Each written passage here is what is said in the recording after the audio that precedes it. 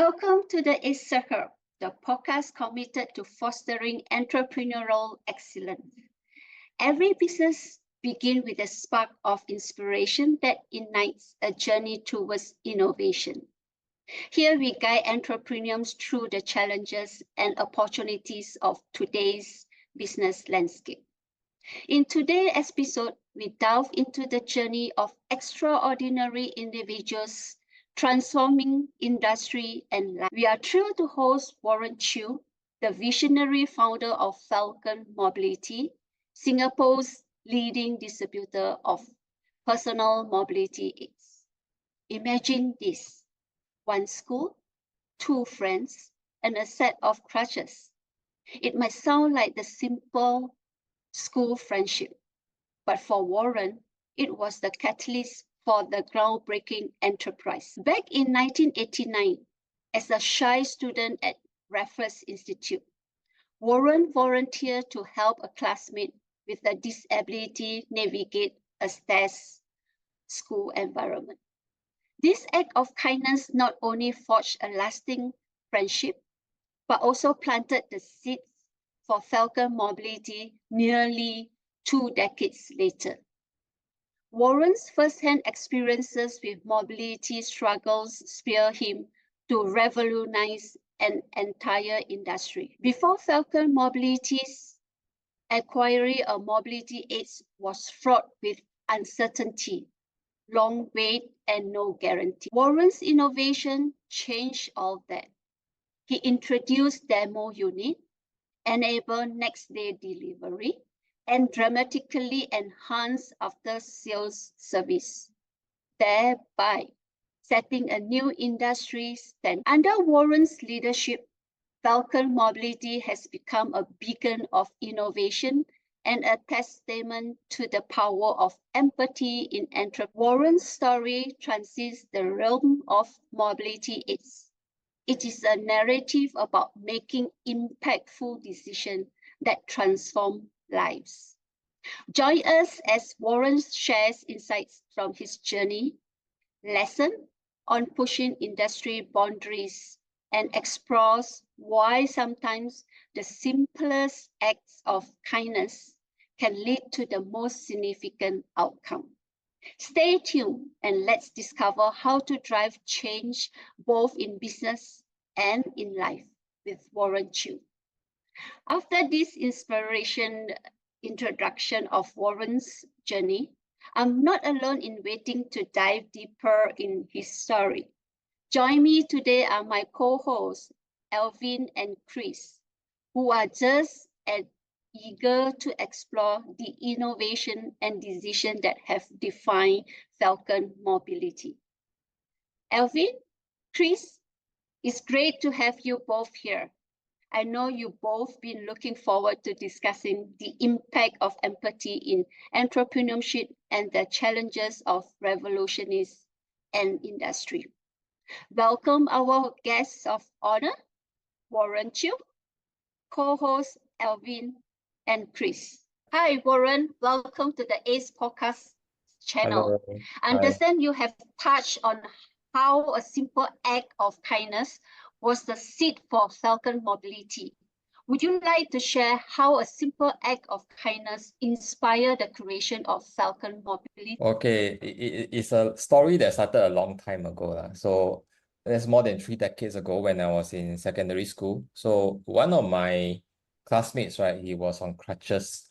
While he had no problems moving around on his own, if let's say the classes or the lecture theatre or the labs, they were all on the same floor, right? But if let's say you had to move to the upper floors or move from the upper floors down to the lower floors, he always had problems. So the teacher asked for volunteers, and I will almost always, unless we don't have the same class, but almost always I will be one of the 2 volunteers. So after a few years of doing that, we became really good friends. And then fast forward about a decade plus or so, by then he was no longer using crutches. He had graduated to using motorized wheelchairs. And then he was recounting to me his experience, how bad his experience was in trying to buy a motorized chair. So at that time, he needed to look through a catalog. He couldn't see the actual product, right? He had to choose from a catalog. then pay thousands of dollars in advance, wait for about 2 to 3 months, and then if the product is delivered and it turns out to be not ideal, right, then too bad for him. He can't return the product or get a refund. And the after sales was really terrible. Yeah. So even something as basic as batteries, right? He had to order it like 2 to 3 months in advance. So everything was on a fully paid pre-order basis with a very long waiting time. But at the same time, every few weeks, he would have strangers walk up to him and ask him where did he buy his motorized wheelchair from. So it seemed that to him that while there was demand, right? But the demand was not being, the market was being underserved. So he threw the idea to me, and then I looked at it, and that was what sparked the idea of Falcon Mobility. Oh, So it's interesting. I mean, back when I was like 14, 15 years old, it was just like, okay, this guy needed help. I wanted to help. I really didn't think anything about it. It was just something I wanted to do to help. And then for some reason, it just came back to me in this way when it sparked the idea that became Falcon Mobility. So not only did it result in a business, it was also resulted in a lifelong friendship. We are still great friends, still catch up every once in a while. Wow, that's an incredible story. Oh, Highlight yeah. from Warren. Oh, okay. I mean, just a simple act of kindness, and then it turned to become a Yeah. business. Business idea. Totally Yeah. never expected it to happen, but it just happened. Oh. That's really impact of genuine kindness in business. Warren, understand that there are unique businesses model of Falcon Mobility that revolutionize the mobility aids industry. Can you break down what changed with your arrival in Singapore? I think basically you can summarize it in 4 words. Try before you buy. All right. So as I was explaining previously, the market in Singapore back then, the market standard was that you had to buy from catalogs and you can't try the product before you buy, right?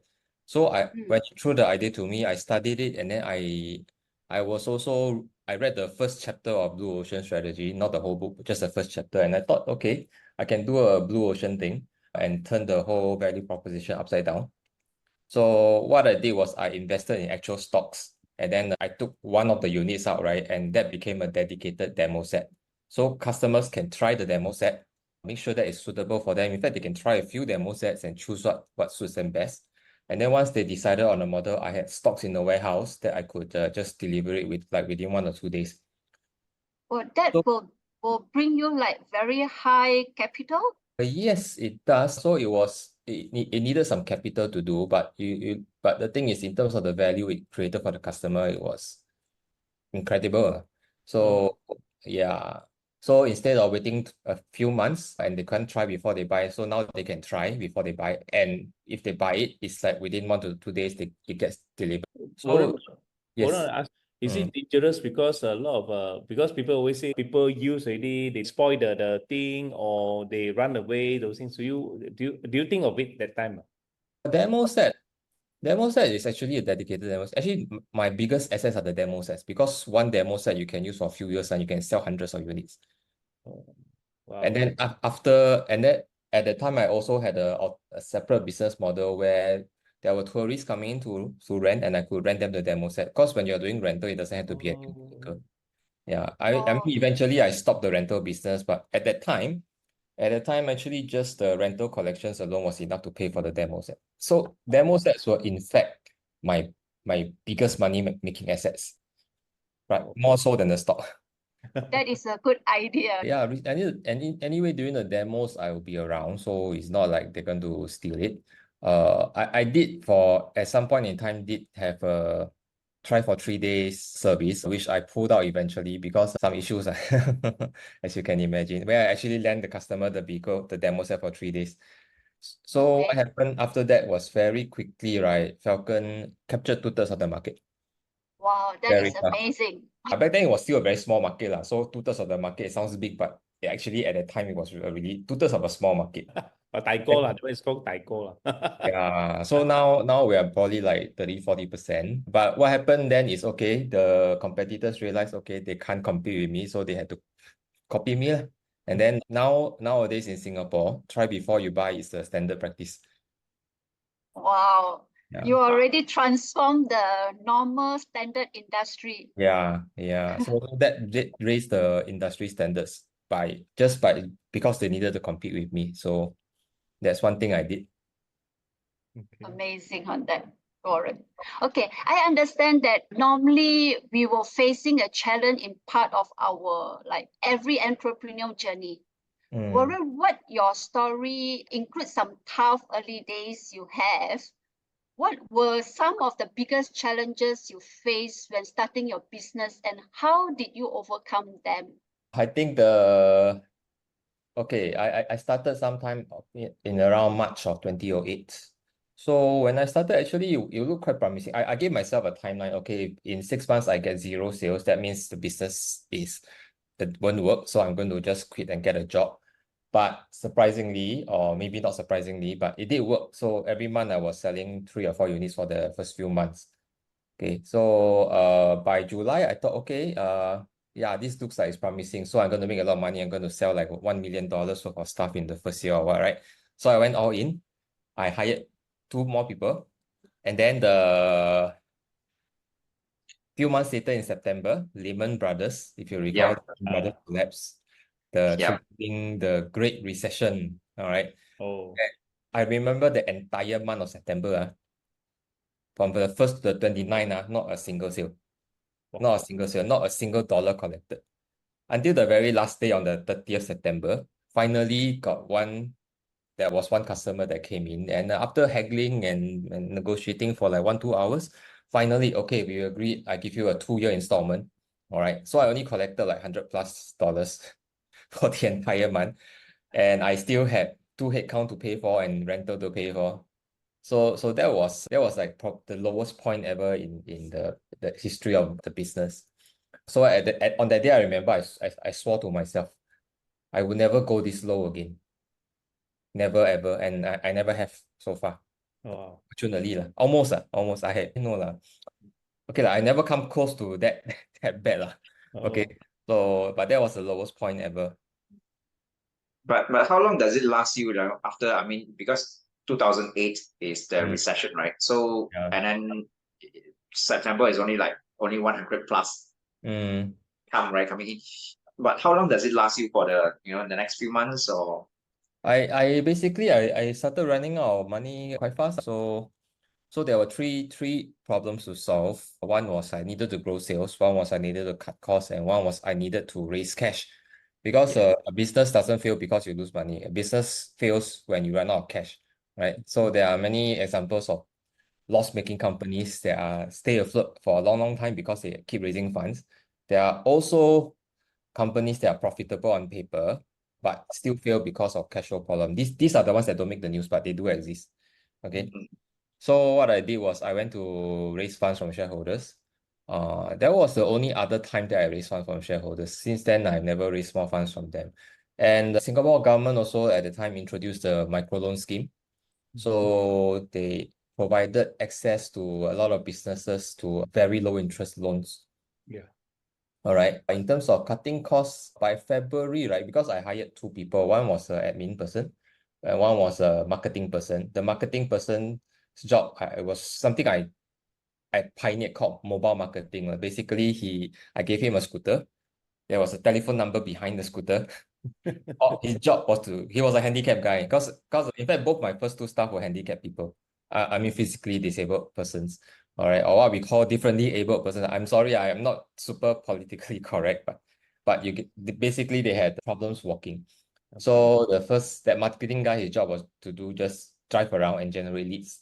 But in February, it was clear that he wasn't generating enough leads for me to continue to afford his salary. So I had to let him go. So that was cutting costs. In terms of the sales, I have no idea what I did. I just know I just kept going and trying in different new things. It's a lot of grinding, like optimizing the website, looking at other products. Just slowly, it's just like 3D printing, building a business. You print one layer at a time. It's a very painstaking process. So sales did go back, but it was still a very long time before I started making money consistently. Does this challenge actually help you during this COVID?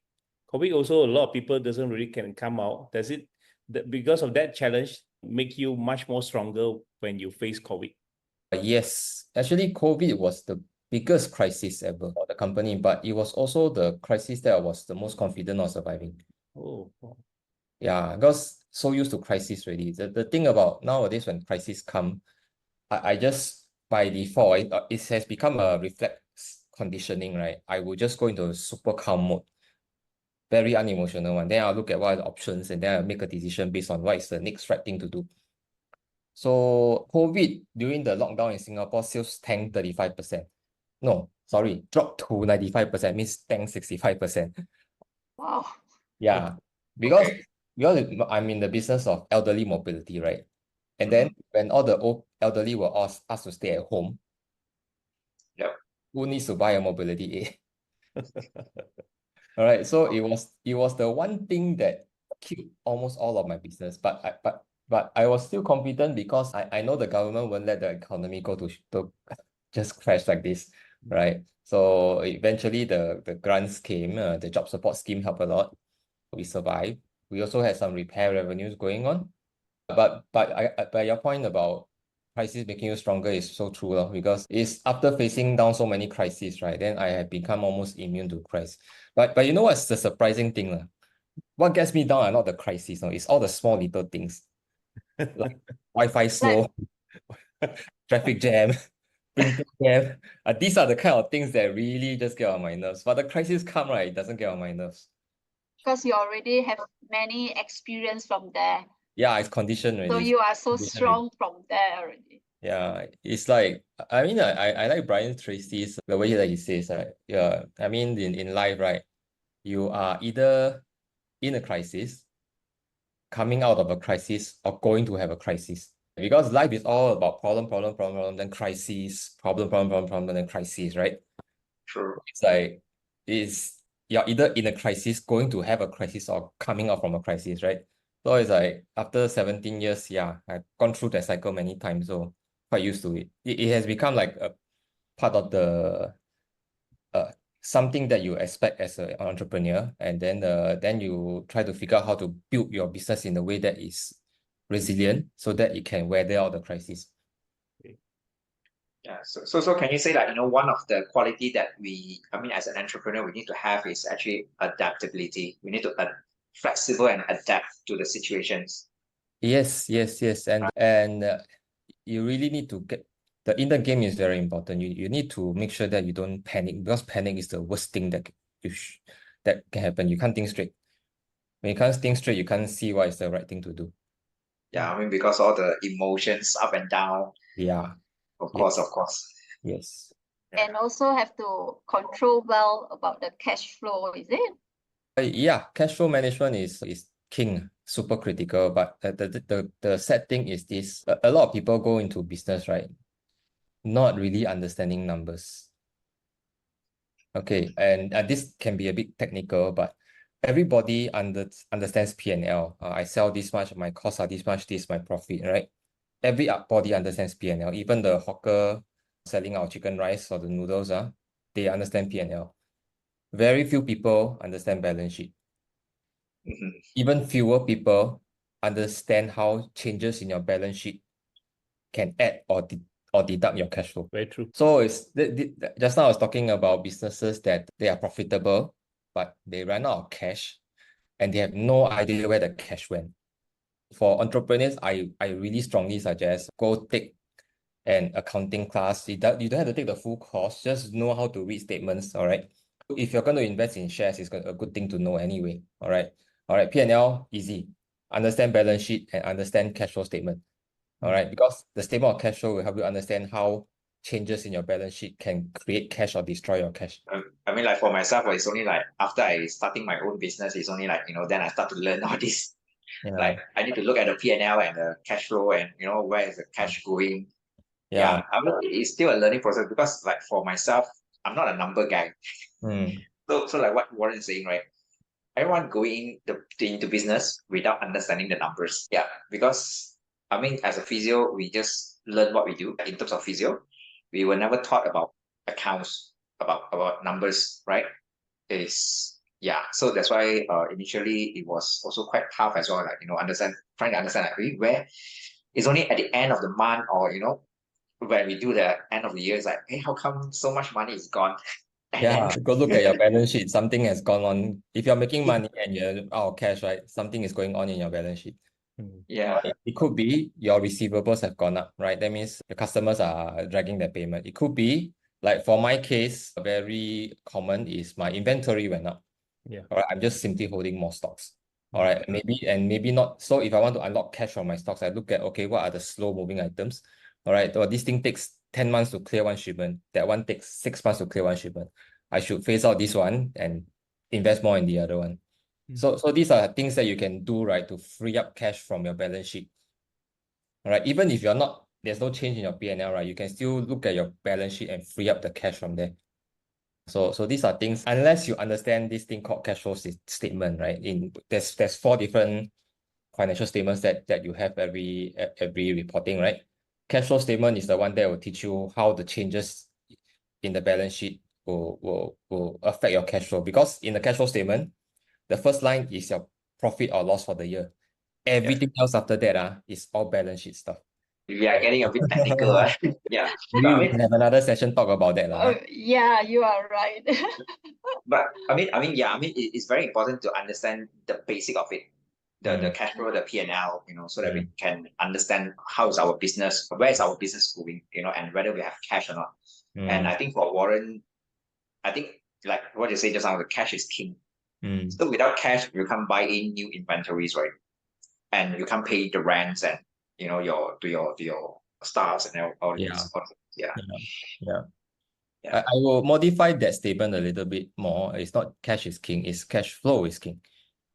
Cash flow is Because when king. your cash flow is positive, right, then cash is a matter of time. You just accumulate slowly, right? Okay. Right? But if you are bringing cash and you're losing a lot of money, then the cash is finite.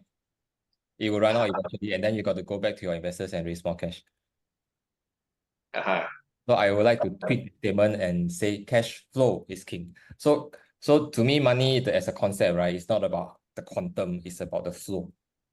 This is actually very good for our listener to get hold, because a lot of people thought it's like you need to have a lot of cash, but it's actually the cash flow that's most important. Yes, you have positive cash flow, everything is easy. Right? So overcoming all these challenges actually is very crucial for our entrepreneurial journey. Yeah.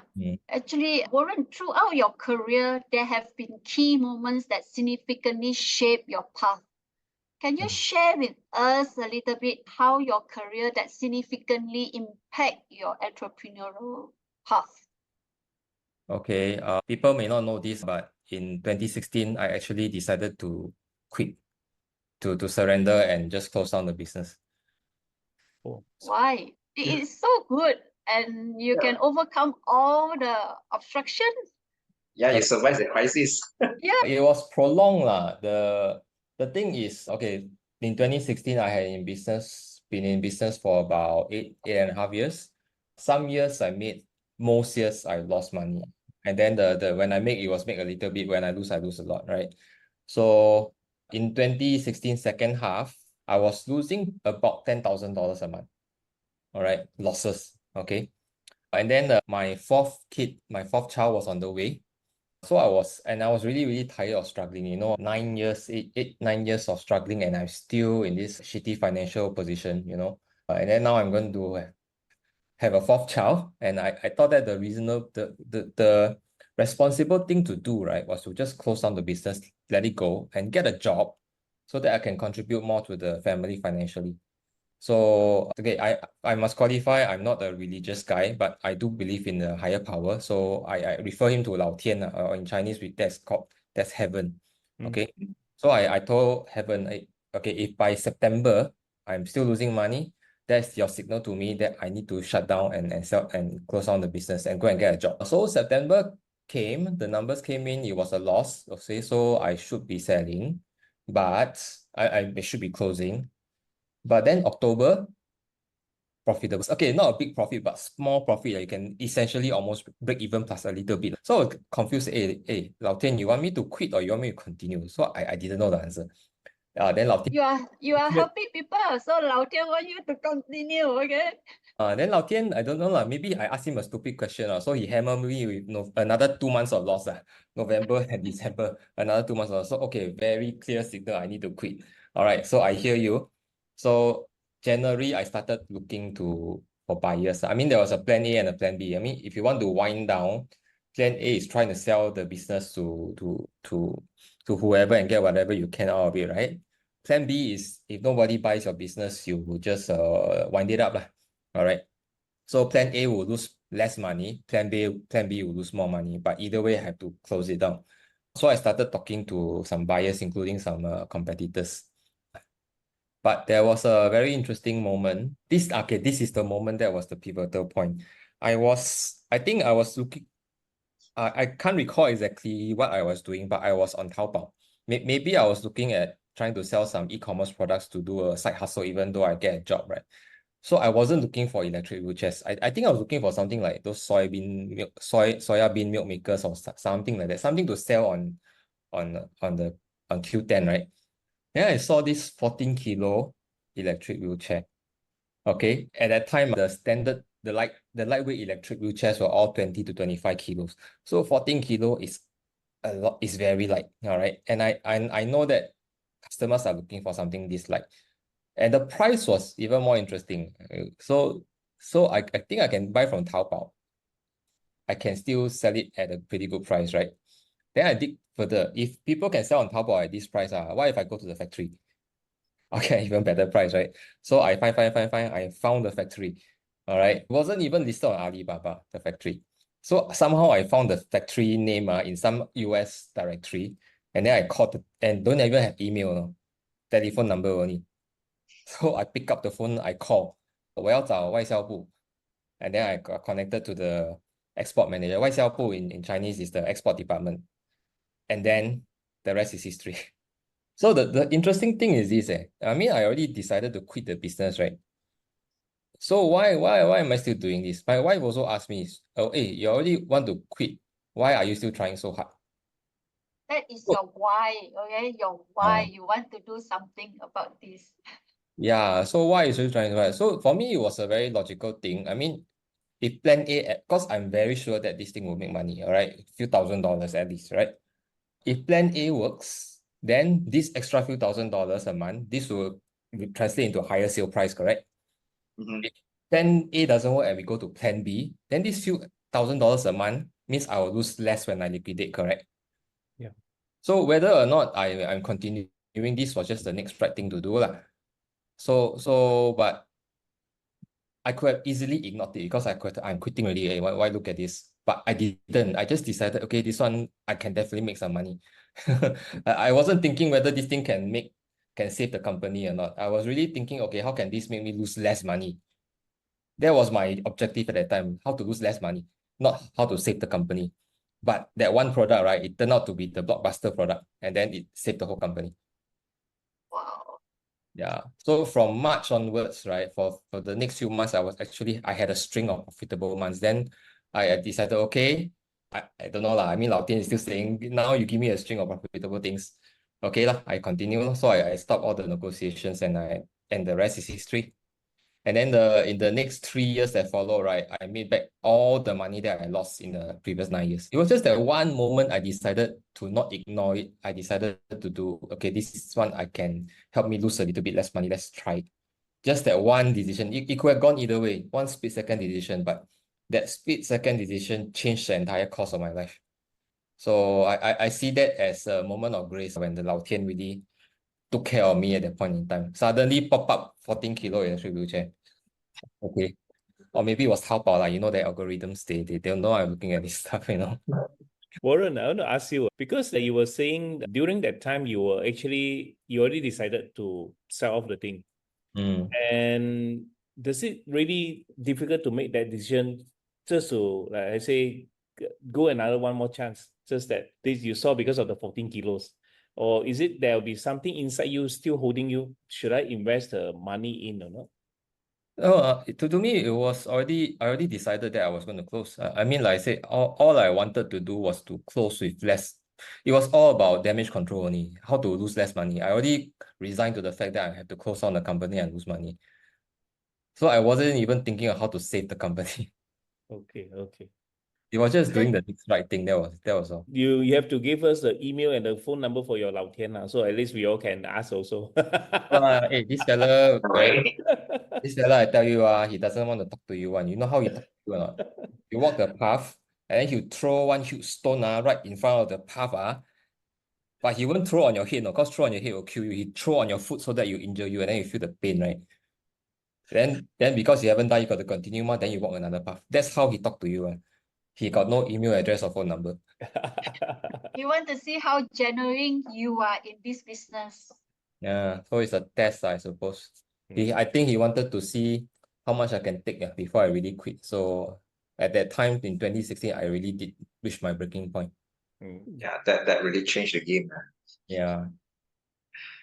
Innovation and staying ahead of the competition have been hallmarks of all your approach.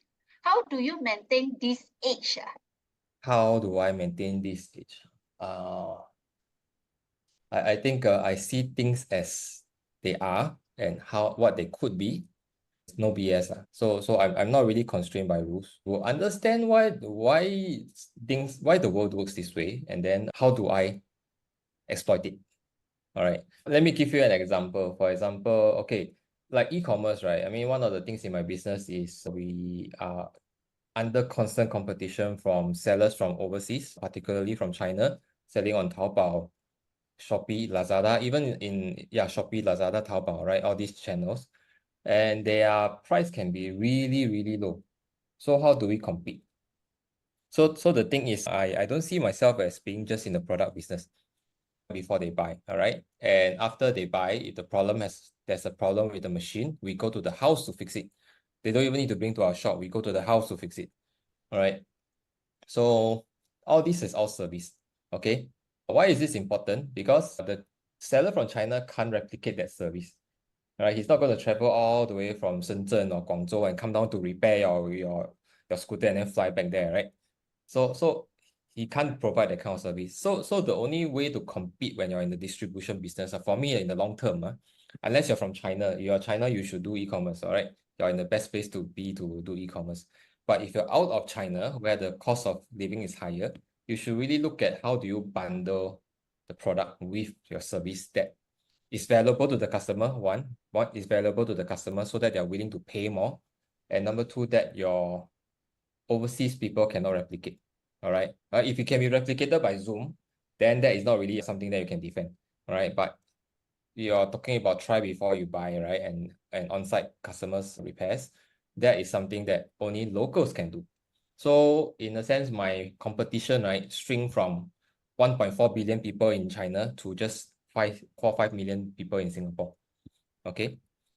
And the second thing is also to build a brand. And so what we are, honestly, I haven't been doing this enough, but what I am doing now is really to look into branding, where they see Falcon, we're going to soon rebrand to Alfigo. They see an Alfigo brand, they know that, okay, there's a solid company behind it. All right. They have checked their products, they have curated their products, they have the after sales capability. So if I buy it from them, I have a peace of mind. All right. So these are the two things that I feel that you need to do if you are going to a distribution business. So if for those of you who are the listeners out there, you are really thinking, yeah, e-commerce, everybody's crazy about it, but you really need to think, all right, how are you going to defend in the long term against the online sellers from China? All right. So to summarize, number one is you need to build a brand. Number two, you need to bundle it with a service that the online seller cannot replicate. True. That's a Actually, very good I also seldom buy from online is because of I need customer service. Like anything spoil about my electric wheelchair, how can I send back to overseas to repair? Point is also a very big consideration. If you're talking about just a selfie stick that's $10, right? How are you going to? Seriously, not much you can do, right? You see, like my products, they are $1,000, $2,000. So people it's just like buying a house. Some people can buy a house online, right? They just do video. but vast majority of house buyers want to see the physical house before they buy. A car, vast majority of buyers want to try the car before they buy. All right. So the more expensive the product, the higher your chance of being able to defend against the online sellers, because there's a higher chance that customers want to have the experiential buying experience. You know, they want to experience the product before they buy, and they may require some service to tag along with it. So for people who want to do e-commerce, these are things that you need to think about. Yeah. My e-commerce will be different from him because I'm also in healthcare. Just that I don't deal with wheelchair. Mine is actually more into FMCG products in healthcare lah. So it's different, but we also change the way we operate because the product's price actually is just a number.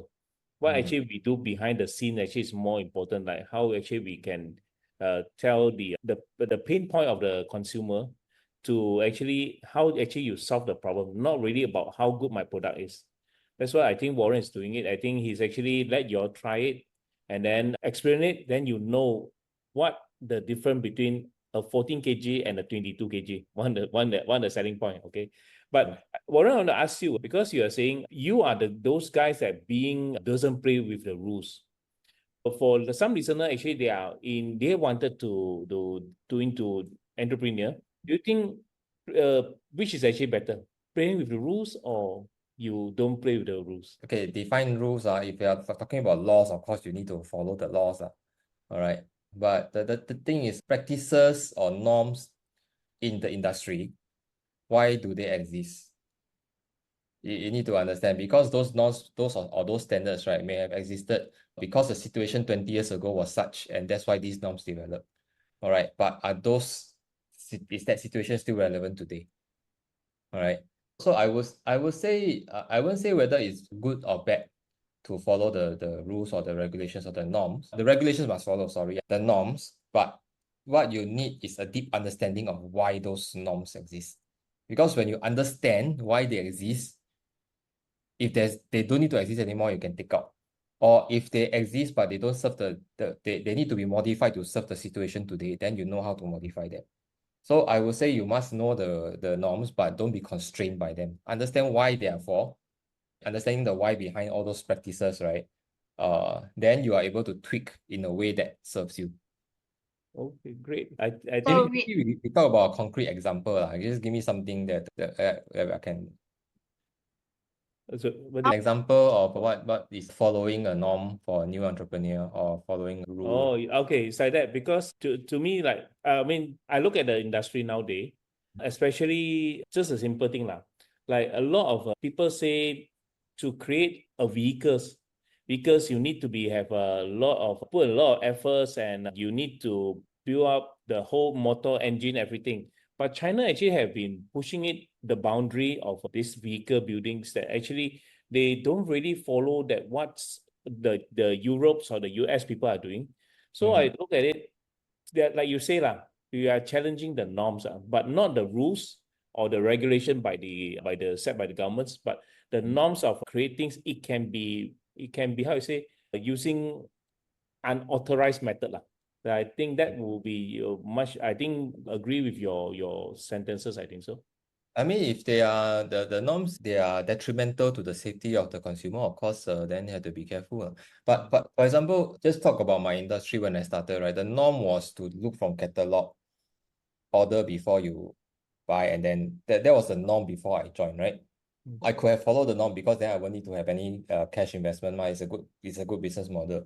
But then again, if I really was constrained by what other people will do and I just copy them blindly, right?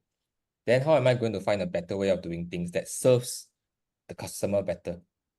So again, it's understanding why did my competitors do that, right? They don't want to take the risk. They don't want to put up the cash and then have it. They want to stock such an expensive thing that doesn't sell so much. Okay. So that is the rationale behind it. And why they did that, because at that time, because of the way that the business was structured, nobody also want to buy lah, because so risky. I spent $4,000 and then the thing comes and it doesn't work well for me. I also, by having that practice, actually the industry, the market, right, was also small because the barriers to buying was so big. So it came to me to challenge the norm such that, okay, let's change it around. And then suddenly the market also started exploding. Yeah. So it's about understanding why do these people do it the way they do, but is there a better way for us to do it? Yeah, so that's innovation. So now you can see it is clearly show that Warren always been at the forefront of innovation. Yeah, staying ahead of the competition require continuous evolution, right? I think I'm a natural problem solver. I see a problem, I just want to solve it. And then You got any problem or not? Can talk to Warren. girlfriend problem cannot. Yeah, that one we talk next time. That one ask Adeline. See whether any. But innovative, I mean, it reminds me of like Elon Musk, you know, how he built up Tesla and all those things. He's a guy that challenges the norms, man, all the time. Yeah, that's true. So I think it's something that, you know, that we need to, how to say, like, you know, learn from like Warren, you know, Elon Musk. Because I think most of the time we are just, because the society is like that, like what you say, you know, it's been, since the beginning, it's been like that. So we are constrained by it, like, oh, because the other people also doing this way, and then we just stop innovating. So they see the other people also do this way, but they don't understand why they are doing this way. Nobody, everybody has forgotten why is it being done this way. That's the thing. Okay, looking ahead, every entrepreneur has goals they inspire to achieve. Warren, what's on the horizon for Falcon Mobility? Singapore market is too small, so the only way for me, and then I'm already like a market leader, right? So there's not that much room for me to grow exponentially. So the only other place is overseas. But how to grow? That's the big question mark. My big challenge has always been cash flow. All right, because when you want to grow, you want to support twice as much sales, right? You also need to hold twice as much in your inventory. So your balance sheet has to double. All right. So how do we raise the funds to support this kind of rapid growth? So that was a question that I needed to answer. Again, a problem I needed to solve. You know, I'm a problem solver, right? So like, how do I do that? Look at the usual options. Number one is loans. All right. That one I'm very reluctant. I reluctant to take. Why? Because interest rates are so high now. And number two, it only adds to my cash flow problem because because of all the past stuff. I mean, there are other things that happened recently that made me have take on a lot of loans. Then if I take out more loans, right, I'll run into even worse cash flow situation because of the monthly repayments. I have no problem with the interest. It's only the principal payments, right?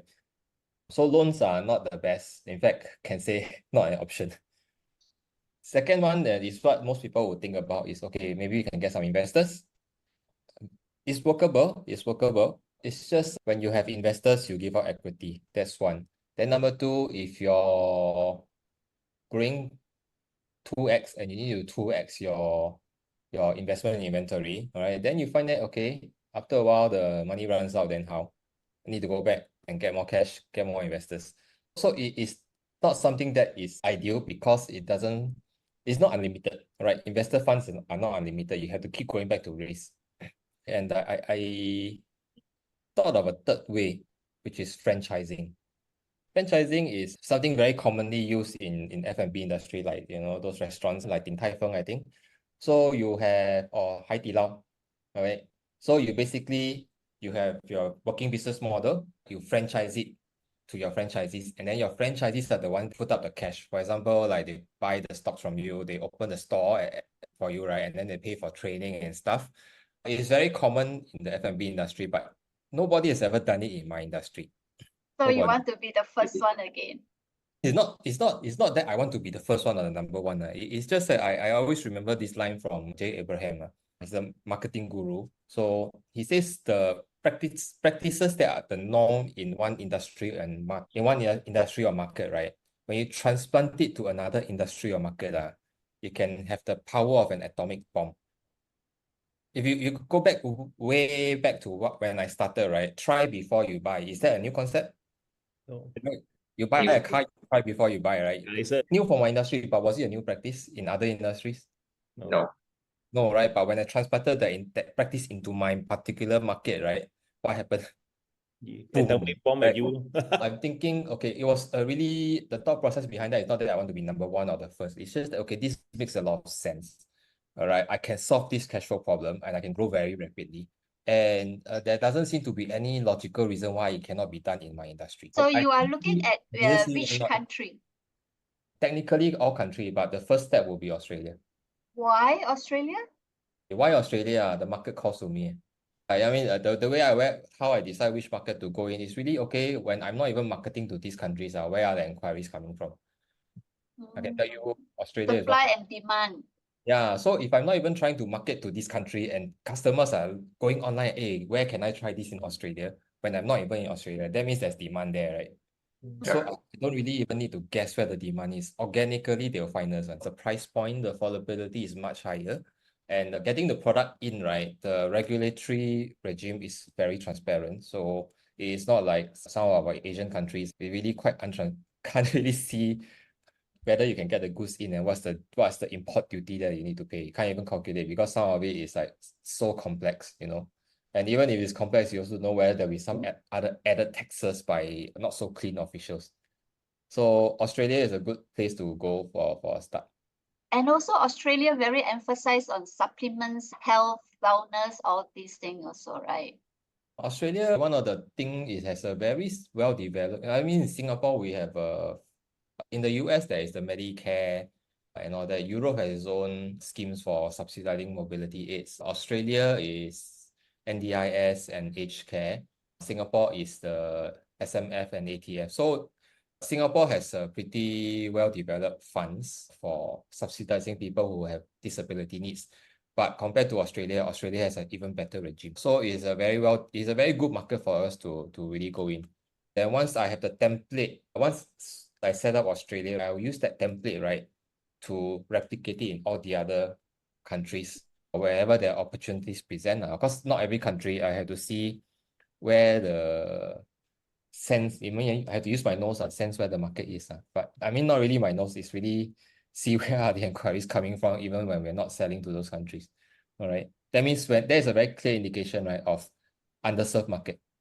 So our audience, if whoever would like to try a new industry, you can contact Warren, right? Later we will put your contact inside our link.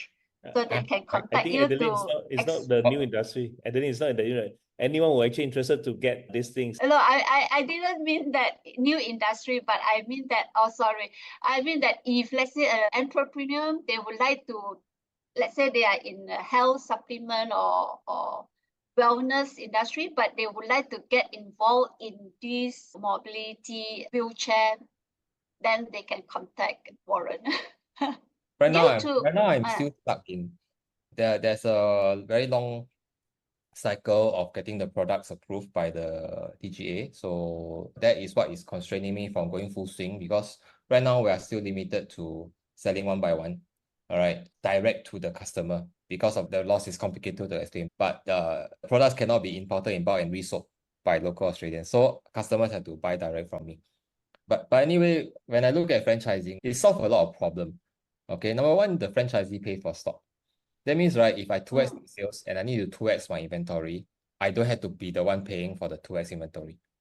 It is the franchisee that funds that, right?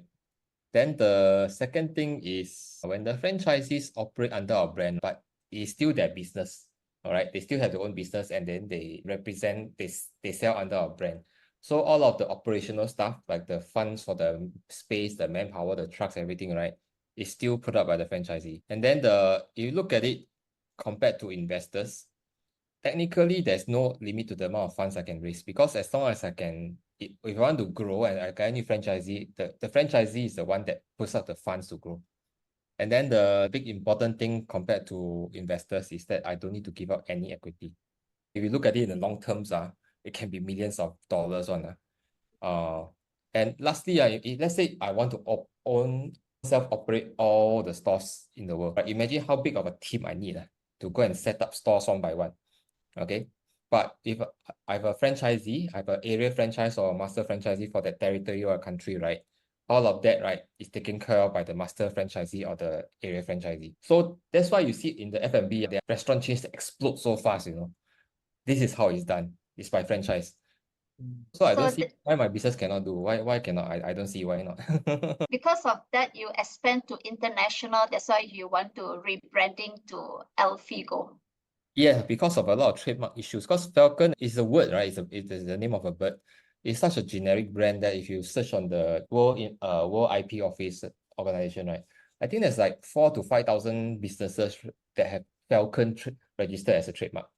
But if you look at Alfigo, there's only 2.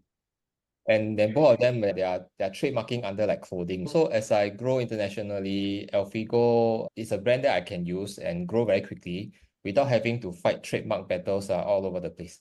This is also one of the points for our audience. Ever would like to go for international, you need to look for very, I can give you the link to that you can put out on your podcast to where to find all the trademarks. trademark. Yeah, thank you. Chris, just now you want to ask something. Just out of curiosity, if you are willing to share, what does Alfigo stand for? Alfigo, okay, let's talk about Elfi. ELFI, enabling lives with freedom and independence.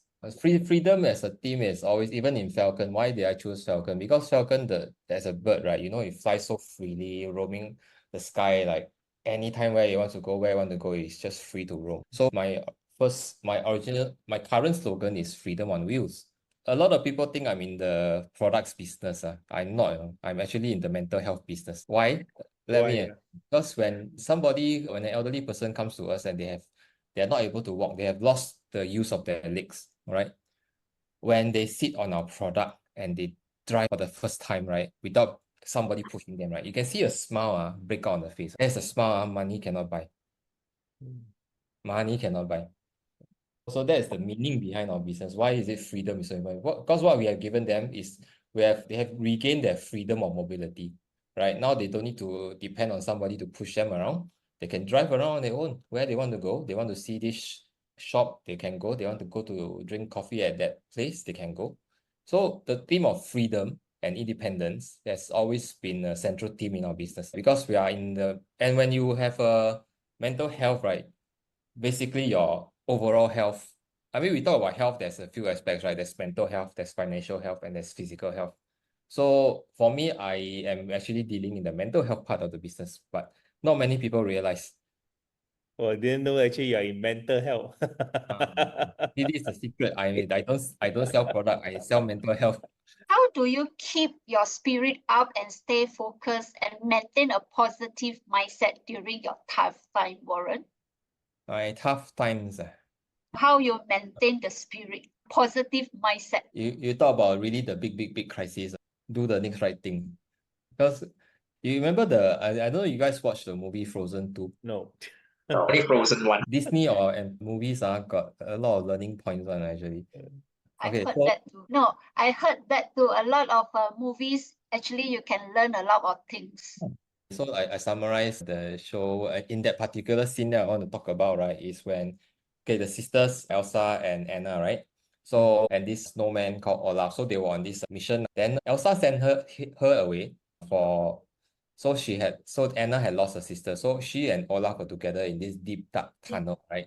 Because Elsa, just pushed them there. And then Olaf also started to disintegrate. Okay, so Anna was left all alone in that tunnel. Don't know where she was, don't know what to do. And then she had lost her sister. She had lost her best friend. So it's like terrible moment for her. But when that scene happened, right, actually, I tell you, I teared up, because I've been in that tunnel so many times. So many times, And entrepreneurs, nobody really understands what you feel inside, right? I mean, if not even your spouse, because they can understand you. The only other person who can feel that, right, is somebody who has gone through that journey, right? It's you fight the war in the trench, right? Yeah, we all know fighting in the trench is tough, but until you're actually there, you cannot describe the feeling. So I was in that tunnel so many times, and then the song that came out from that scene, right, in the movie was called Just Do the Next Right Thing. So doing the next right thing is important because she doesn't know whether she can survive. She doesn't know whether she can find her sister. She doesn't know what to do, where she is, where to go. So she can only, there was this little voice inside her that told her just do the next right thing. And then she started to climb out of the tunnel and then figure out how to do, right? So many times in those crises, right, I really don't know whether I'll survive. I just see what is the next right thing to do. All right. Whether survive or not, that one is up to heaven. But what is the game I play, whether I put in my best effort, that's up to me. If my best is good enough, good. If my best is not good enough and I fail, okay, so be it. At least I go out with my head held high, right? No, I've done my best. There's no regret. I have an interesting story to tell my grandchildren. So it's really about doing the next right thing. If you go back to that, what I said earlier about when I decided to quit, I already gave up. I already resigned to the fact that the business was going to fail. I'm going to close it down. All right. But me selling that 14-kilo wheelchair, that was just the next right thing to do. So sometimes you just keep doing the next right thing, right? Sometimes, not always, but sometimes you actually come out on top. Correct? A lot of times I find that people get frustrated because they keep getting fixated on the outcome, especially the short-term outcomes. But the thing is, when you are fixated on the short-term outcome and then you're not doing what you should be doing, it actually worsens your chances of succeeding or surviving, right? So you might as well just throw that aside, put that at the back of your mind, just focus on doing the next right thing. Focus on your output, not your outcome. So the thing that I do every day is I don't look at, I mean, like just today, right? Sales was bad, okay? Saturday, sales was bad also. But I don't judge the quality of my day by what is the outcome. All right, maybe tomorrow will be good then, because short term there's up and down swing, right? What I do is I look at, okay, what have I done today? All right, was it a good day? How long have I worked? How much work have I done? What was the quality of the work? What's the effectiveness of the things that I'm doing? No point doing all the small unimportant stuff, right? So as long as I feel that I put in a good days of work, I say job well done. Okay, it's a good day. I no longer judge the quality of my day by the quality of the outcome, but I look at it by the quality of my output. So it's really just, I just do lor, just play my best game. Sometimes my best game is good enough, sometimes it's not. But whatever the case, as long as it's my best game, right? Whatever is the result that comes is already the best possible outcome for me. Whether it means I'll succeed in business or fail that one, I leave it to heaven. But it's up to me to play my best game. Well, very inspiring the story hear from you. Alvin, you have anything want to ask? No, I mean, I think a lot of times we just reflecting like what Warren was saying. I think a lot of times we just focus on the outcome, but we forgot about the output. Like, are we putting enough in doing things, and we're just focusing on like the outcome, like, hey, why is it not what I want? The outcome, yeah. So I think that's something for us to to ponder about. But one thing I find is that a lot of people have set very big goals, right? We all been taught to set big goals to motivate us. But do you realize a lot of the times those goals are so big that they scare you? Or they don't scare you, but you're scared of what you have to go through just to get to that goal. Yes. Right? Because the road ahead looks so far and so difficult. Then it actually ends up making you more discouraged, and then you don't feel like doing anything and you start procrastinating. So when you find yourself in that pattern, I find it useful to don't look forward, look backwards. See how far you've come. Because when you see how far you come, you will only feel encouragement. You will not feel discouragement. Yeah, that is good. And then Never thought about that. Yeah, you just take it one step at a time. I mean, no matter how far that the goal doesn't really matter. It's how many steps you walk every day that matters. Right? That is what determines how fast you reach the goal. All right, how many steps you walk per day. Not how big the goal is, right? Some people set crazy goals that I find it's totally like out of whack one. I mean, really, to me, setting goal is not important. For me, I don't even set. I know what's the big goal. All right. I know, so that it's important to set big goals so that you know the direction to hit. All right. But for me, my daily focus is not on I want to hit this amount by this year, that amount by next year. My goal is today, this is what I want to do. That is why you always write journal. I write it when my mind gets cluttered. So for me, journal writing is a decluttering process so that I can free my mind up to do other things. It's already an ingrained habit that every day I will just max out my day. What is the maximum I can do? Okay, I'm working from here to here. I go home, it's time for my family, and then I don't work. All right. So what is the maximum I can do within this time frame that I have to work? Sometimes it's about just maximizing the number of hours I have. Even like when I'm on the bus, all right, on my way home, right? Most people will be looking at the phone. I'll be on my laptop just to squeeze the extra 30-45 minutes of work done. So my everyday is I don't really look at the today sale, tomorrow sale. I look at, okay, today what is the maximum I can do before my time run out. Because once I go home, okay, means it's family time already, right? No work already. So it's a very Okay. simple philosophy. Just max out your day, lor. Do what you can as quickly as you can, as well as you can, given the number of hours that you have. Okay. Next, understand that mentorship can help a critical role in shaping a leader. Warren, how has mentorship influenced your entrepreneurial journey? I got mixed results. I had mentors that gave me good advice. I think majority gave me good advice, but there are some that gave me the wrong advice. Not because they intended to, but I think it's because they didn't know better, or they thought they know everything, but they don't. The thing about mentor-mentee relationships is this. It is good to have that. But when you are the mentee, you have to make sure that you don't fall into the trap of taking everything that your mentor says as gospel. All right. You know, the Sifu says this, so you must do this. But do you understand why Sifu say this or not? Right. Back to my point. All right. Don't just follow what is the practice. Understand what each step is for. Then you are able to adapt it to your particular situation. All right. If Sifu give you a recipe for making soup and then you actually want to cook rice, right? Good luck to you, man. All right. So when you have mentor-mentee relationship, if you're the mentee, right? Please do your own critical thinking. If you don't understand what this thing is for, right, go and ask. Sometimes the Sifu can be wrong one, okay? Or sometimes the Sifu doesn't, the practices may be from 20 years ago one. It worked 20 years ago, but doesn't work now. All right, especially when you're like me, I'm always innovating and doing something nobody has ever done. Then I really need to have that kind of critical thinking. But perhaps one thing I advise, I think cuts across very important for all entrepreneurs, male or female, is this. My very first mentor when I was first came out for a job and was employed, right?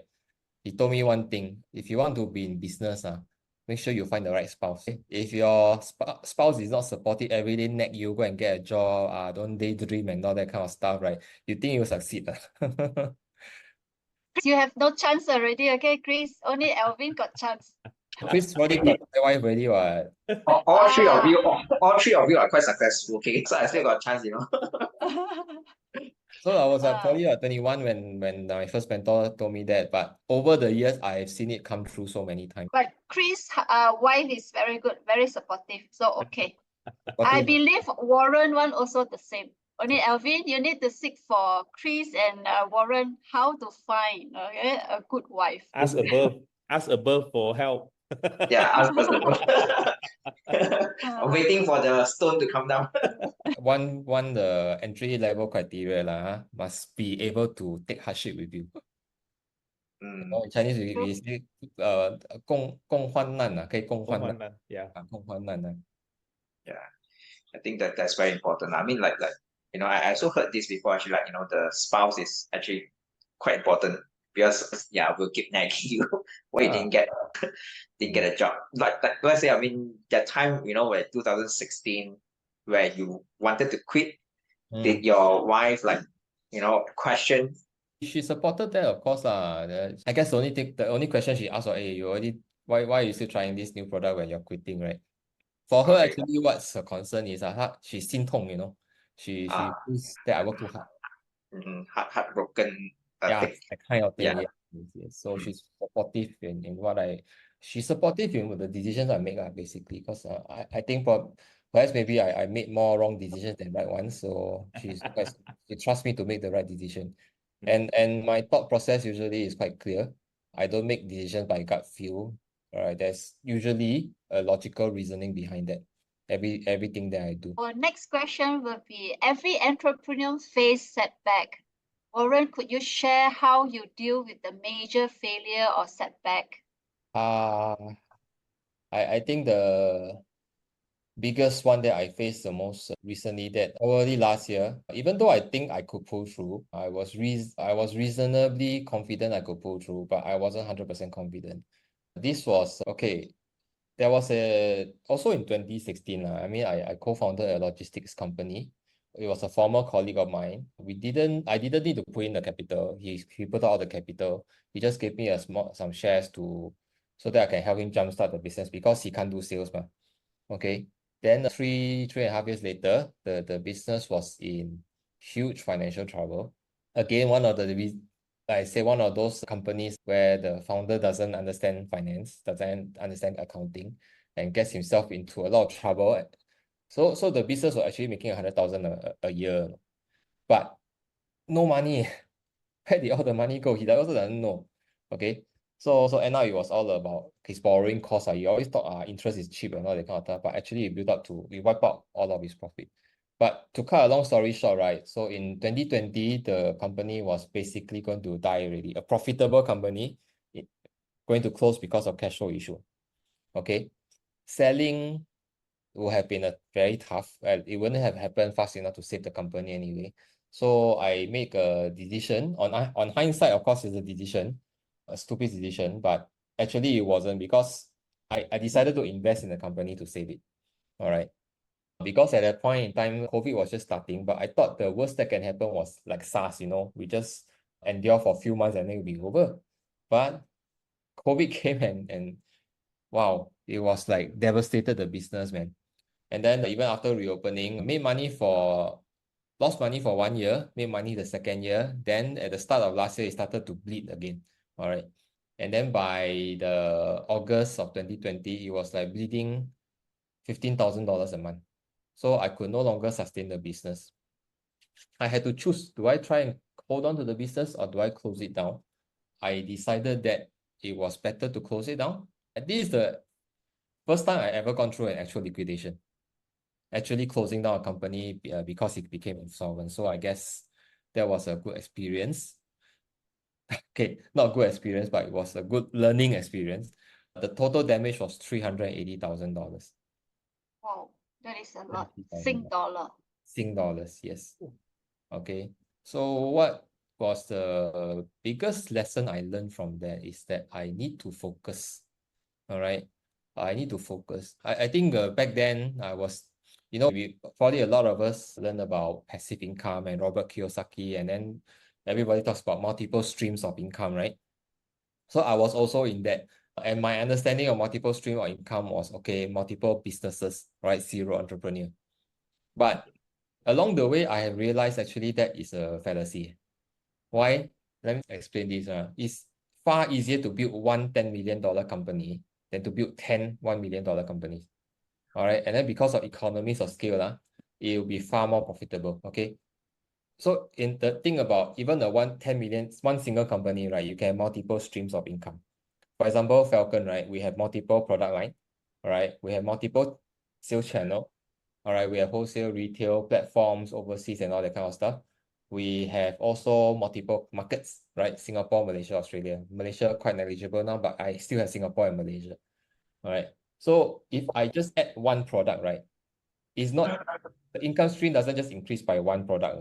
It's one product multiplied by multiple channel, multiplied by multiple country.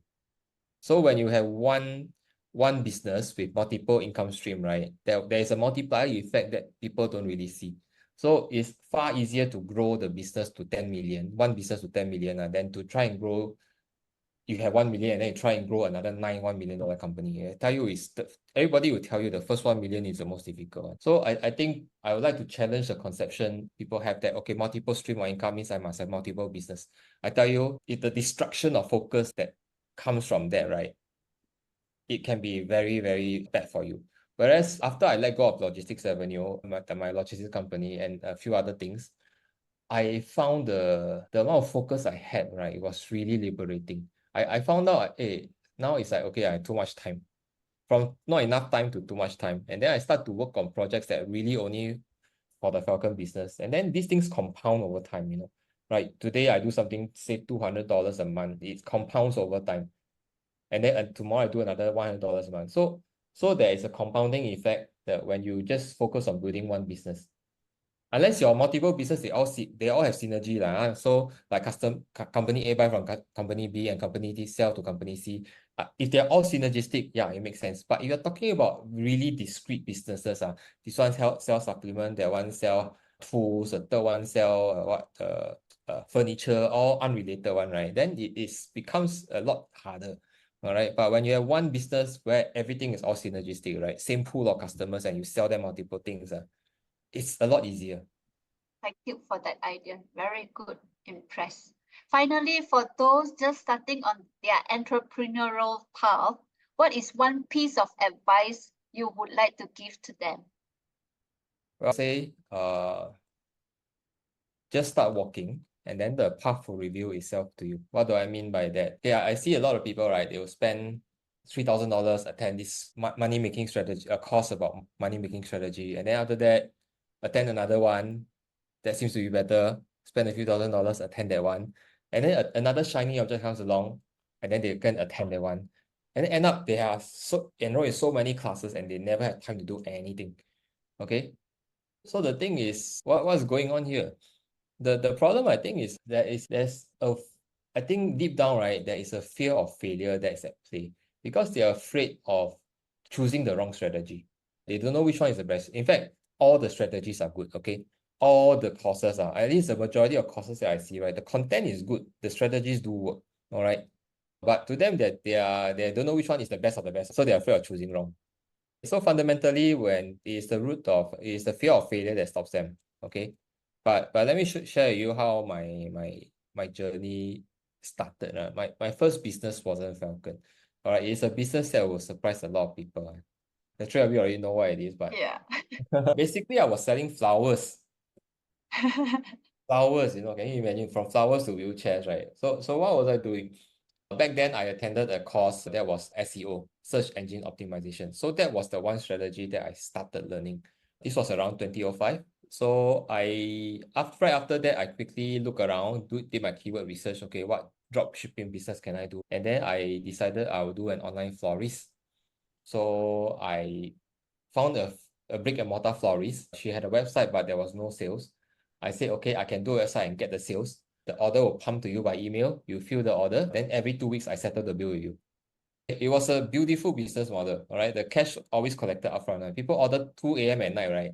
Next morning, she see the email, and then she sends it next day, right? And then I'll be like making money in my sleep. And then the cash flow is super good also. I always collected money from the customer, and then I only pay her twice a month. So it was a really good business. Then I tried to replicate that. The next two failed. Eventually, I closed it down. Why? Because after the initial success of Falcon, I thought, wow, this Falcon business, there's potential. I want to focus on these things. So I closed it down. But anyway, the moral of the story is this, though. What was valuable about the florist business was not the $200-300 I was making every month. It is through this process I mastered SEO. And when I started Falcon, pretty much 100% of the sales, almost 100% of the sales, right, were coming in because of SEO. So I mastered one skill that launched my current business. So my point is this: your first business doesn't have to be the business where you make the big money, right? It's just an entry point. You will just give it a try. Just pick one strategy, give it a try, see how far it goes. If it grows to be your 7-figure business, good. If it doesn't, never mind, try another one. Because even if you don't make it to a 7-figure business, right, you will learn something valuable. You will become better at that strategy. You can maybe even now pick out another strategy. So don't worry too much about what strategy to use. Just pick one, see which one aligns to your objective the best, and then start to do and invest a lot of time to do it, right? At least 2-3 years. Yeah, I did SEO for at least 3 years before I started the Falcon business. 2005, correct, 3 years. Okay, 3 years to master the thing, and then you do. So it's not really the how many strategies you know or what strategy you know that makes you the money. It is whether you master it or not. So what do I mean by mastery? Mastery, I think I touched on it a little bit earlier, right? When you attend a class, right, you're a student, okay? The CFO give you a formula, okay? Are you ready to execute? Not really, right? You do it, you still want to refer back to your notes to the webinar recording. So you have to like follow step by step, right? Okay, that is when you're still a student, you're still practicing. When do you become an expert? When you don't even need to refer to Sifu's formula, you remember by heart already. So every time coming, you know how to replicate. Right? You do. That is when you start to make some decent money. But if you want to make a lot of money, is when you are able to understand what that formula, how is the formula derived? What is the rationale behind each and every step, each of the ingredient? Then you are able to tweak the formula to your particular situation. That is called mastery. And that one takes time. Okay, that one takes time. Learning, in my opinion, right, is done probably, in my opinion, 10% in the classroom, but 90% by doing. Learning by doing is the fastest and most effective way to master a skill, because you also end up facing a lot of obstacles. Just a simple thing like doing a website design. How come this one doesn't work? How come the interface looks different from what is in the webinar? All these kind of things, right? You need to figure out, and you can only do it by doing. Just master one strategy and then execute it well. Keep doing it until you really understand it, and then you can build on it because you become a master of it already. So I think I will encapsulate all this in what Bruce Lee once said very famously. He said, I do not fear the man who has practiced 10,000 kicks. I fear the man who has practiced one kick 10,000 times, right? Because he's already a master in that one skill. Fantastic. Chris, Oh, do you have fantastic anything? Yeah, I mean, fantastic advice for anyone actually new entrepreneur, especially those listening to the podcast and also the YouTubes actually we have. Warren gave out a lot of very, very good advice. Really very good. And these are things sometimes money cannot buy. This is all through experience, no? Whatever Warren say is actually all experience. Money can buy after you lose a lot of money, Yeah. Very painful and also bleed. Alvin, you want to share anything? Yeah, I mean, like, what Warren was saying, like 10% is in the classroom and 90% is by practice. And I believe all of us here are entrepreneurs, right? So what we have learned, and then we need to execute out the things that we want to do. Otherwise, you wouldn't know what is the outcome of it. You put out the output and the outcome. You want to know the outcome now. Let's say for myself, like as a physio, after learning from the class, if let's say I don't practice on my clients, I wouldn't know whether it works or not. So same thing, like what Warren was saying. After learning the technique, let's say SEO, the skills, without executing how the SEO really works, I don't think Warren will master that and build up Falcon, and maybe Falcon wouldn't exist also. Yeah. Right. Yeah. So I think that's one thing that all of us that we need to take the first step instead of having the fear of not taking the first step. The first step is the most important thing for all of us to take and just try it out. Don't have to fear whether we will fail or not. Yeah, just do it and just gain the mastery with the practice. What Warren just now bring up, the fear and failure, actually that is one of me. I'm fear and also scared of failure. That's why until today, I'm still junior.